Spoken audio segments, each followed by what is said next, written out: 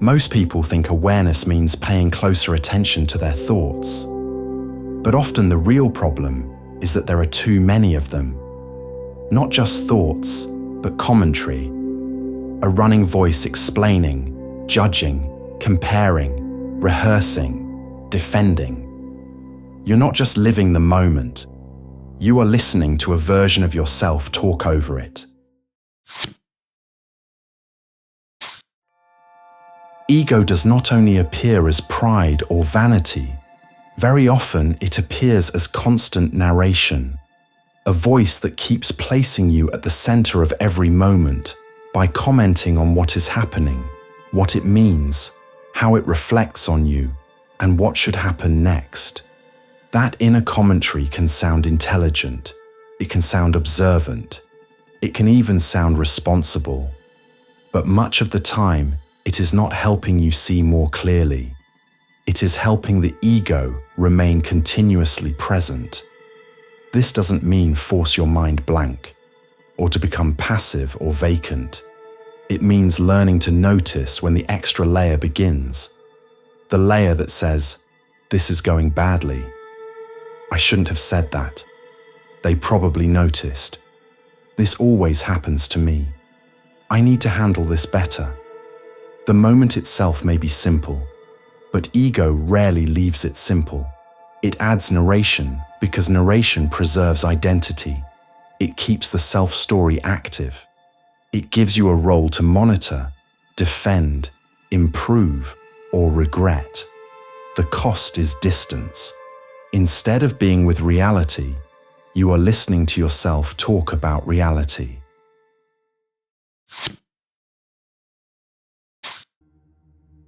You walk into a room where other people are talking. Nothing has happened yet. But almost immediately the commentary begins. How do I look? Do I seem awkward? Should I say something first? That sounded strange. They're more relaxed than I am. Now I'm overthinking. Notice how quickly the mind fills the space, not with useful perception, but with self-referential noise. The room is real. The people are real. The moment is real. But your access to it is being crowded by commentary. This is one of ego's quietest habits. It does not always need admiration. Sometimes it just wants occupancy. It wants to remain active in the foreground, interpreting everything through the lens of self. And because the voice is familiar, it feels natural. You stop noticing that it is there. It becomes the atmosphere of experience. But commentary is not the same as contact. In fact, constant narration often prevents contact. You cannot fully hear when you are busy internally replying. You cannot fully notice when you are busy internally describing.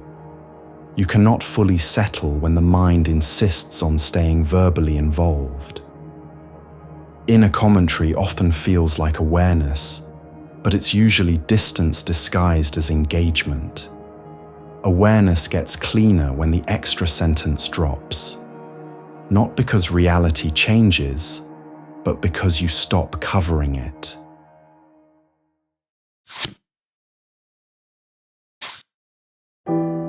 When you notice commentary, return to a direct sense.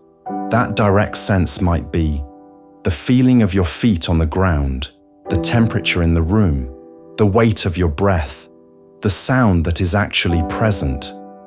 Do not fight the mind. Do not create commentary about commentary. Just come back to what is here. Ego does not always shout. Sometimes it just keeps talking. Drop the inner commentary, and the moment gets clearer. That's the principle. Now go practice.